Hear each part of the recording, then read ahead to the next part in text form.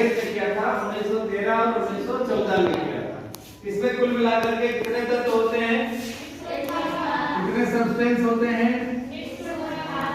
हाँ 118 तत्व होते हैं।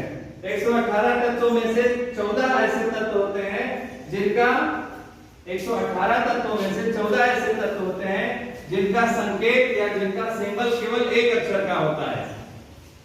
समझते हैं? जिनका सिंबल केवल एक अक्षर का होता है, जैसे carbon, iodine, boron, tungsten, uranium और oxygen, hydrogen, nitrogen, potassium, sulphur, fluorine, ये सब क्या होते हैं? एक अक्षर वाले होते हैं। यानी ऐसे तत्व जिनका प्रतीक केवल एक अक्षर का होता है वो कितने होते हैं? 14 तत्व होते हैं। इसके बाद कुछ तत्व ऐसे होते हैं कंपाउंड क्या होते हैं, तो यौगिक में 2 या 2 से अधिक तत्व मिले होते हैं। योग मतलब जुड़ना, तो जिसमें 2 या 2 से अधिक तत्व जुड़े होते हैं, मिले होते हैं, उसको क्या कहते हैं? यौगिक कहते हैं। और यौगिक को इंग्लिश में क्या बोलते हैं? यौगिक को इंग्लिश में क्या बोलते हैं? कंपाउंड बोलते हैं। तो यहाँ पर हम कुछ कंपाउंड के नाम लिख रहे हैं जो हमारे यूज के होते हैं। जैसे सबसे पहला नाम आता है सोडियम क्लोराइड। सोडियम क्लोराइड क्या है? किसका नाम है? नमक। नमक का रासायनिक नाम इसको बोलते हैं। तो नमक का रासायनिक नाम क्या है? क्या है? Sodium chloride. नमक तो हम सब लोग खाते हैं। तो इसमें क्या क्या, अब सोडियम का सूत्र क्या होता है? Na। अब सोडियम तो S से शुरू होता है अगर इंग्लिश नाम देखें तो, लेकिन Na क्यों लिखा जाता है? क्योंकि सोडियम का जो लैटिन वर्ड में नाम होता है वो क्या होता है? नेट्रियम। क्या होता है? नेट्रियम। तो नेट्रियम से Na ले लिया गया और Cl मतलब होता है क्लोरीन। क्लोरीन तो जब दोनों को मिला दिया गया तो ये सोडियम क्लोराइड हो गया। यहाँ पे दो, इसमें कौन कौन से तत्व मिले होते हैं नमक में? सोडियम और क्लोरीन। अब देखो यहाँ पे इसमें परमाणुओं की संख्या नहीं लिखी है, इसमें कोई परमाणु की संख्या नहीं लिखी है ना। तो देखो अब इसमें जो इसका सूत्र है, यौगिक का सूत्र है, इसमें परमाणु की संख्या कहीं नहीं लिखी है ना। तो एक दिन मैंने बताया था कि जब परमाणु की संख्या 1 होती है, यानी किसी तत्व में या किसी यौगिक में जब परमाणुओं की संख्या, तत्व के परमाणुओं की संख्या केवल 1 होती है तो उसको लिखा नहीं जाता है, उसको लिखते ही नहीं। लेकिन 1 से जब ज्यादा होगा, 2 होगा, 3 होगा, 4 होगा, 8 होगा, 32 होगा, तो उसको हम लिख देंगे। तो यहाँ पर कोई परमाणु की संख्या नहीं लिखी है। इसका मतलब कि सोडियम का 1 परमाणु है और क्लोरीन का 1 परमाणु है। तो ये सारी ऐसे ही लर्न कर लो तुम लोग। फिर दूसरा इसमें यौगिक आता है कार्बन डाइऑक्साइड। जो हम जब सांस लेते हैं तो कार्बन डाइऑक्साइड छोड़ते हैं ना। हम सांस लेते हैं तो क्या छोड़ते हैं? Carbon dioxide. और क्या ग्रहण करते हैं? ऑक्सीजन। रुक जाओ 2 मिनट। क्या लेते हैं हम? ऑक्सीजन लेते हैं और कार्बन डाइऑक्साइड छोड़ते हैं। तो वो कार्बन डाइऑक्साइड जो यौगिक है, देखो यहाँ पे लिखा हुआ है C for carbon, O for oxygen, और एक 2 लिखा है, मतलब कि ऑक्सीजन का 2 परमाणु है। तो जो कार्बन डाइऑक्साइड होता है इसमें कार्बन का 1 परमाणु और ऑक्सीजन का 2 परमाणु, ये दोनों मिलकर के क्या बनाते हैं?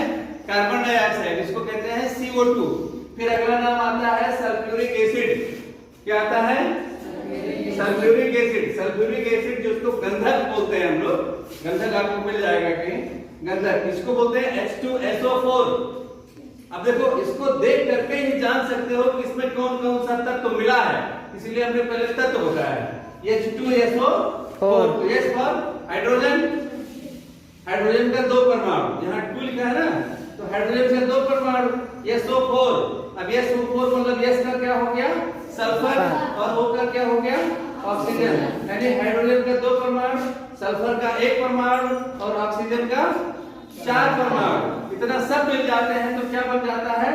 Sulphuric acid. क्या बन जाता है? Sulphuric acid. यह गंधक बन जाता है। हाइड्रोजन, सल्फर और ऑक्सीजन, H+S+O। इसमें हाइड्रोजन के कितने परमाणु हैं? 2। H2, सल्फर का 1 तो लिखा ही नहीं जाता है, और ऑक्सीजन का 4, तो 4 परमाणु। तो ये बन गया सल्फ्यूरिक अम्ल। फिर आता है नाइट्रिक एसिड। नाइट्रिक एसिड, इसको तेजाब भी बोलते हैं। तो नाइट्रिक एसिड जो होता है इसका होता है HNO3, S फॉर हाइड्रोजन और N फॉर नाइट्रोजन और O फॉर ऑक्सीजन। अब देखो हाइड्रोजन का एक परमाणु, नाइट्रोजन का एक परमाणु और ऑक्सीजन का 3 परमाणु। ये जब सब मिलते हैं तो क्या बन जाता है HNO3, नाइट्रिक एसिड उसको बोलते हैं। ये पूरा डिटेल यहाँ पे लिखा हुआ है 1 1 3। फिर आता है तुम्हारा कैल्शियम कार्बोनेट, चूना पत्थर जो दीवार में चूना लगाया जाता है ना, है? कुछ लोग दूसरों को भी चूना लगा देते हैं। तो वो चूना जो लगाने के बाद जो दीवार में लगाया जाता है वो होता है क्या, कैल्शियम कार्बोनेट, जिसको चूना पत्थर कहते हैं ना। उसको लेके आते इतना बड़ा बड़ा होता है, उसको पानी में भिगो देते हैं, सुबह तक गल जाता है। तो वो क्या होता है कैल्शियम कार्बोनेट, जिसको बोलते हैं चूना पत्थर। इसका सूत्र होता है CaCO3। अब ये Ca का मतलब क्या होता है, कैल्शियम। Ca मतलब कैल्शियम और C का मतलब कार्बन और O का मतलब ऑक्सीजन। यानी कैल्शियम का एक परमाणु, कार्बन का एक परमाणु और ऑक्सीजन का 3 परमाणु। ये तीनों मिल जाते हैं तो क्या बन जाते हैं कार्बोनेट। इसीलिए इसको बोलते हैं कार्बोनेट। अगर डाइऑक्साइड है तो 2 परमाणु और कार्बोनेट है तो 3 परमाणु, है ना। इसको देख करके पता चल जाता है। तो ये CaCO3, कैल्शियम कार्बन और ऑक्सीजन, Ca + C + O, ऐसे देख करके पता चलेगा 1 + 1 + 3। तो 3 है तो कार्बोनेट। इसके बाद आता है चूने का पानी। वो जो चूना हम भिगोते हैं तो उसका पानी जो निथर करके ऊपर चला आता है उसको बोलते हैं चूने का पानी, कैल्शियम हाइड्रोक्साइड। हाइड्रा लगा हुआ, ऑक्साइड है। तो ये क्या हो गया CaOH का होल ट्वाइस। अब देखो होल ट्वाइस क्यों लिखा है, क्योंकि ब्रैकेट के अंदर जो लिखा रहता है ऑक्सीजन और हाइड्रोजन दोनों चीजें हैं। तो अगर दोनों पे 2-2 परमाणु है, ऑक्सीजन का 2 परमाणु है और हाइड्रोजन का 2 परमाणु है, तो क्या होगा, इसको 2 बार नहीं लिखेंगे कि यहाँ भी O2 लिखें और H2 लिखें। तो इसके लिए उसको होल ट्वाइस बोलते हैं, CaOH का होल ट्वाइस। क्या बोलेंगे इसको, OH का होल ट्वाइस। यानी होल ट्वाइस ब्रैकेट के अंदर जो तत्व का नाम लिखा रहता है, जिन भी तत्वों का नाम लिखा है उसके बाहर अगर यहाँ को लगा है, यानी कि इसके अंदर दोनों तत्वों के 2-2 परमाणु हैं, समझ में। तो इसको बोलते हैं whole twice. Calcium + oxygen + hydrogen, ये 3 चीजें होती हैं CaOH 1 2 2। फिर आता है तुम्हारा चीनी। चीनी तो हम लोग खाते ही हैं, चाय में डालते हैं, दूध में डालते हैं, चीनी तो सब लोग डालते हैं ना। चीनी का सूत्र क्या होता है, C12 H22 और O11। तो ये इसका सूत्र होता है C12 H22 और O11। ये चीनी जो हम लोग खाते हैं उसका रासायनिक सूत्र है। इसमें क्या क्या मिला होता है चीनी जो हम लोग खाते हैं, कार्बन होता है, हाइड्रोजन होता है और ऑक्सीजन होता है। कार्बन के कितने परमाणु होते हैं, 12। यहाँ 12 लिखा है ना C12। कार्बन के कितने परमाणु हैं, 12। हाँ, और हाइड्रोजन के 22 और ऑक्सीजन के 11। हाँ, ये परमाणु होते हैं। तो 12 22 और 11। फिर आता है तुम्हारा पोटेशियम परमैंगनेट, लाल दवा। पहले जब कहीं कट जाता था या आज कहीं कट जाता है तो लाल दवाई लगा देते हैं उसमें, तो इन्फेक्शन नहीं होता है। तो उस कंडीशन में क्या करते हैं, पोटेशियम परमैंगनेट कहते हैं उसको, KMnO4। अब के किसका सूत्र है, पोटेशियम का। Mn किसका है, मैग्नीज का। और O किसका है, ऑक्सीजन का।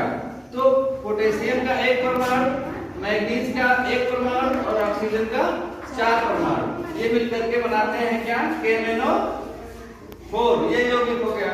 फिर एक आता है धामन सोडा, सोडियम कार्बोनेट।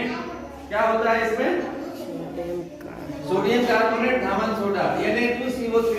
ये सोडियम, कार्बन और ऑक्सीजन, ये इसमें मिलता है। सोडियम के 2 परमाणु हैं, कार्बन के 1 परमाणु और ऑक्सीजन के 3 परमाणु, तीनों मिलकर के क्या बनते हैं, सोडियम कार्बोनेट। और फिर आता है सोडियम बाइकार्बोनेट, जो हम लोग मीठा सोडा खाते हैं, चना बनाते हैं तो उसमें मीठा सोडा डाल देते हैं, है ना।